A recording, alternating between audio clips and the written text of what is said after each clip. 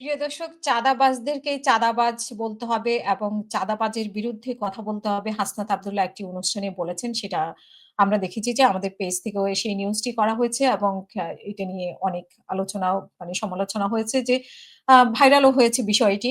যে একটা বিএনপির নেতাদের সামনেই বলা হচ্ছে যে চাঁদাবাজকে চাঁদাবাজ বলতে হবে এবং চাঁদাবাজের বিরুদ্ধে সবসময় দাঁড়াতে হবে। এটা সবারই বক্তব্য। শুধু হাসনাত আব্দুল্লাহর একা বক্তব্য না, আমাদের সবার বক্তব্য যে চাঁদাবাজি দূর করতে হবে বাংলাদেশ থেকে।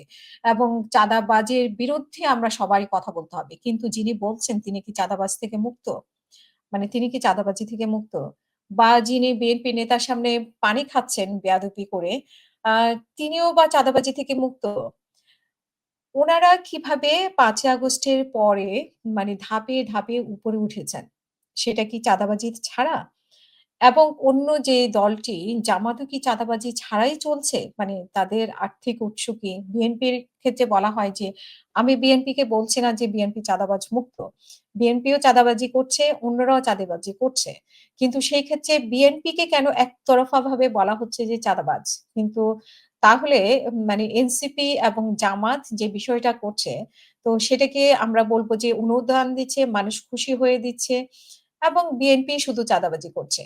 তো আমরা দেখতে পাচ্ছি যে আসলে ৫ই আগস্টের পরে সবার ভাগ্যের পরিবর্তন হয়েছে। আমরা ৫ই আগস্টের আগে আমরা দেখেছি যে একমাত্র আওয়ামী লীগের ভাগ্য পরিবর্তন হয়েছে। আওয়ামী লীগের নেতা-নেত্রীরা আওয়ামী লীগের আশেপাশে যারা ছিলেন তারা রাতারাতি তার ভাগ্য পরিবর্তন করেছে বা পরিবর্তন হয়েছে দীর্ঘ ১৫ বছর। কিন্তু দীর্ঘ ১৫ বছরের ক্ষেত্রে যেটা হয়েছে কিন্তু আমরা দেখতে পাচ্ছি যে সেই ১ বছরে সেটাকে ছাড়িয়ে আরো বেশি চাঁদাবাজির রেকর্ড।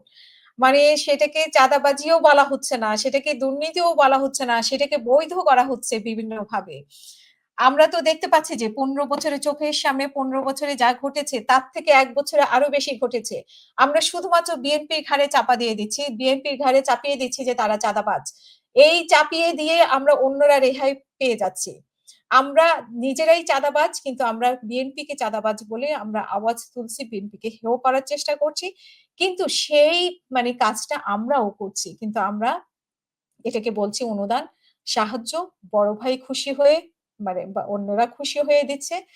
কিন্তু আসলে এখানে অবজেকশন আমার এখানে আমার কথা বলা আরকি যে চাঁদাবাজি সবাই করছে।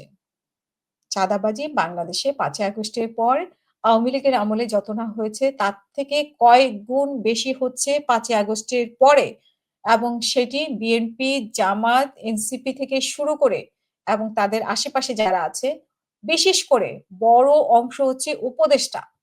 উপদেষ্টারা চাঁদাবাজি করছেন। উপদেষ্টার আশেপাশে যারা আছেন তারাও চাঁদাবাজি করছেন। আমাদের কাছে সমস্ত কিছু আছে। হ্যাঁ? আমরা সময় মতো সেগুলো প্রকাশ করব।